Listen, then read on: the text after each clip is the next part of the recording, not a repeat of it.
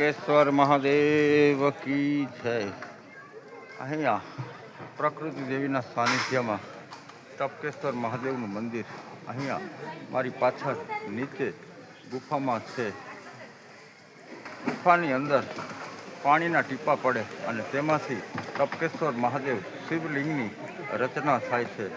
આજના યુગમાં આ ચમત્કાર છે કે અમરનાથમાં તો બરફની બૂંદ બૂંદ પડે અને શિવલિંગ પછી ઓગળી પણ જાય છે, પણ અહીંયા જે પાણીના ટીપા પડે છે એમાંથી હજારો શિવલિંગ આ ગુફાની અંદર આજની તારીખમાં છે અને તે પથ્થરની શિવલિંગ બની જાય છે.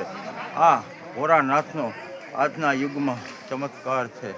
અહીંયા શ્રાવણ માસ ન હોય અથવા સાંજે 5-6 વાગ્યા પછી અહીંયા રહેવા માટેની મનાઈ છે, કારણ કે આ જંગલમાં આવેલું છે અને અહીંયા સિંહ પણ ભગવાન ભોળાનાથના દર્શન કરવા આવે છે.